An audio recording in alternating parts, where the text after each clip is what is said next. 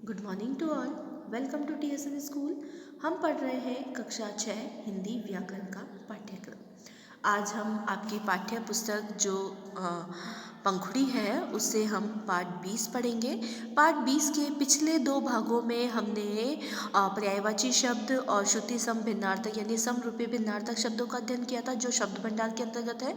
अब इसका जो तीसरा भाग है उसमें हम पढ़ेंगे विलोम शब्द। विलोम शब्द यानी विपरीतार्थक, जो एक दूसरे का विपरीत अर्थ प्रकट करते हों, ऐसे शब्दों को हम विलोम शब्द या विपरीत अर्थक शब्द कहते हैं। हमने स्टार्टिंग में ही देखा था कि शब्द भंडार यानी हिंदी भाषा में अनेक शब्दों का भंडार है।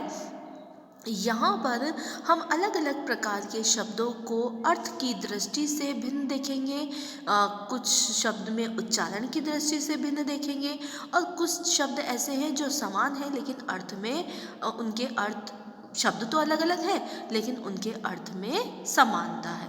तो इस प्रकार से हमने समरूपी भिन्नार्थक शब्द देख लिए, पर्यायवाची शब्द देख लिए। अब हम देख रहे हैं विलोम शब्द। विलोम शब्द किसे कहते हैं? एक दूसरे का विपरीत अर्थ प्रकट करने वाले शब्दों को विपरीतार्थक शब्द कहते हैं।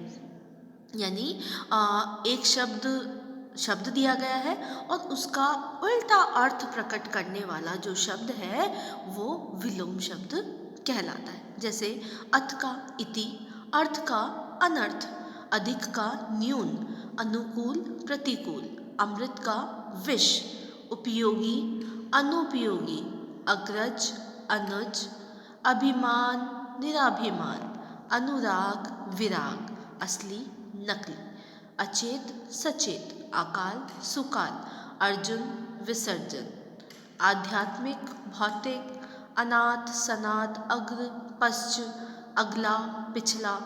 ये इस प्रकार से मतलब कि एक अर्थ तो आपका सही अर्थ है, एक शब्द तो आपका शब्द है और उसका दूसरा जो शब्द है वह विपरीत अर्थ देने वाला है। जैसे अस्त का उदय, अस्त का मतलब क्या होता है? डूबना, और उदय का मतलब होता है उगना, है ना। अंत बहाय, कर्म अकर्म, नरक स्वर्ग, अपकार उपकार। ये अपकार उपकार तो हम पढ़ेंगे आगे, मतलब हमने उसमें भी पढ़ा था शायद श्रुति सब में ना, अपकार और उपकार का अर्थ क्या होता है। अनुराग विराग, उदार अनुदार, उधार नगद, अनुकूल प्रतिकूल। कुछ शब्द हैं जो यहाँ पर इस पाठ्य पुस्तक में रिपीट भी किए गए हैं। उद्दंड यानी विनम्र, कर्ता अकर्ता, अवनति उन्नति, आग पानी, आदि अंत, आदान प्रदान, उल्लास अवसाद, अवनी अंबर, आकाश आशा निराशा, आस्था अनास्था, आकर्षक विकर्षक, आगत अनागत, आरोप अवरोप, आरोप प्रत्यारोप, आय व्यय, आस्तिक नास्तिक, आयात निर्यात, आलसी परिश्रमी, आवश्यक अनावश्यक, आलोक अंधकार, औचित्य अनौचित्य, आत्मा अनात्मा, कलंक निष्कलंक, उचित अनुचित, देय विधेय, धन्य धिक्कार, नवीन प्राचीन, नूतन पुरातन। नूतन का मतलब होता है नया, पुरातन का मतलब होता है पुराना। ऐसे ही नवीन का अर्थ भी नया होता है, लेकिन नवीन के साथ हम जो विलोम बनाएंगे वो प्राचीन बनाएंगे और नूतन के साथ पुरातन बनाएंगे। अर्थ दोनों का एक ही है, प्राचीन का मतलब भी पुराना होता है और पुरातन का मतलब भी पुराना ही होता है। ऐसे ही नवीन का मतलब भी नया होता है, नूतन का मतलब भी नया होता है, लेकिन शब्द को देखकर हमको उसका विलोम बनाना है। जैसे जीवन का मरण और जन्म का मृत्यु, ठीक है ना। ऐसे जीवन का मृत्यु नहीं दे सकते, जीवन का मरण होगा और जन्म का मृत्यु होगा। क्लियर? उधम अधम, झिझक बेझिझक, उतार चढ़ाव, उत्तीर्ण अनुत्तीर्ण, उत्कर्ष अपकर्ष, उत्थान पतन, अल्प अति, आकाश पाताल, उपलब्ध अनुपलब्ध, चेतना अवचेतना, जय पराजय, जन्म मरण, जीवन मृत्यु, जल थल, एक देशी सर्वदेशीय, कटु मधुर, कठिन सरल, कठोर कोमल, क्रय विक्रय, क्रिया प्रतिक्रिया। इन सब शब्दों को पढ़कर आपको समझ में आ रहा है ना कि हम एक शब्द ऐसा पढ़ रहे हैं और दूसरे शब्द में उसका विपरीत अर्थ देने वाला शब्द है, मतलब उसका विलोम दिया गया है। क्लियर ना? कनिष्ठ वरिष्ठ, उत्थान पतन, आनंद निरानंद, कृपा अकृपा, कृतज्ञ। अब कृतज्ञ क्या यहाँ पर कृतज्ञ होगा, ठीक है ना? अकृतज्ञ यहाँ गलत दिया गया है, इसका होगा कृतज्ञ, है ना? आपको पीडीएफ में मैं सही लिखकर भेज दूंगी। कुयश सुयश, निरक्षर साक्षर, उर्वर अनुर्वर। वैसे अकृतज्ञ भी लिख सकते हैं, अ का अर्थ होता नहीं, है ना? वैसे तो लिखा सही जा सकता है, लेकिन इसका जो विलोम सही विलोम है वो होगा कृतज्ञ। क्लियर?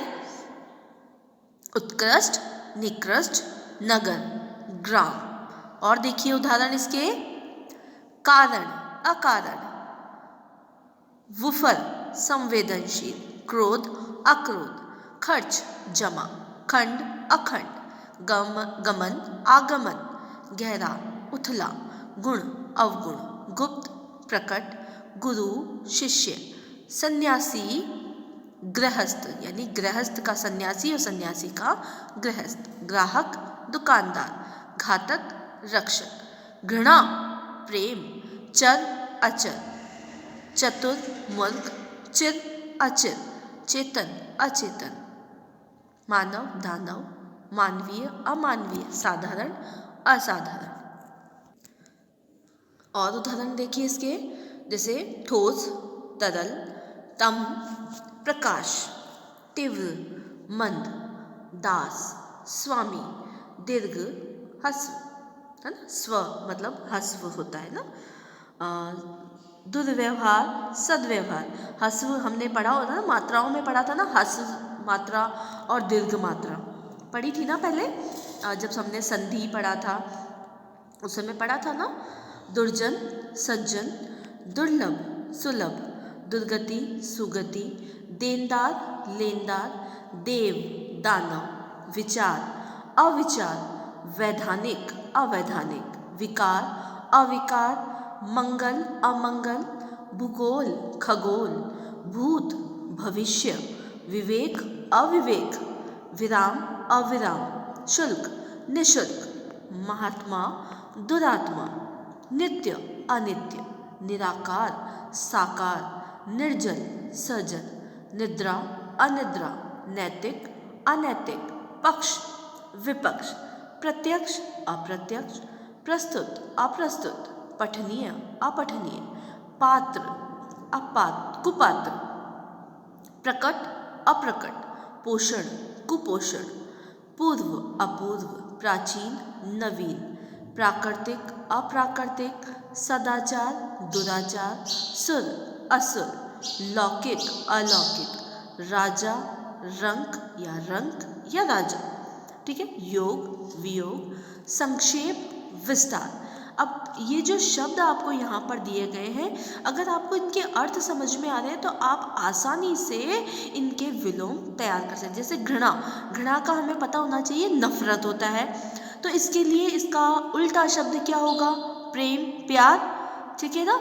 तो घृणा का विलोम क्या होगा? प्रेम। ऐसे ही देव और दानव, देव का क्या होता है? देवता, और दानव किस में आते हैं? जो असुर होते हैं, राक्षस होते हैं।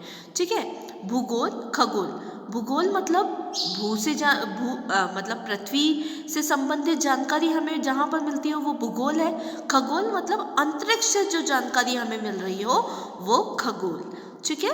इसी प्रकार मानव दानव, मानव का मतलब होता है मनुष्य, दानव का मतलब होता है राक्षस। रंक राजा, रंक का अर्थ क्या होता है?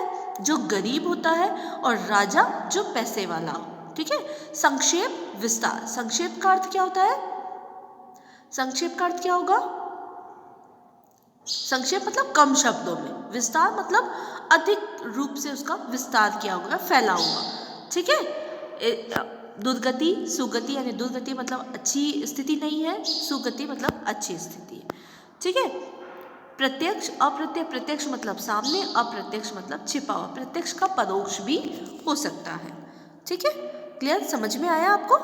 धन्यवाद।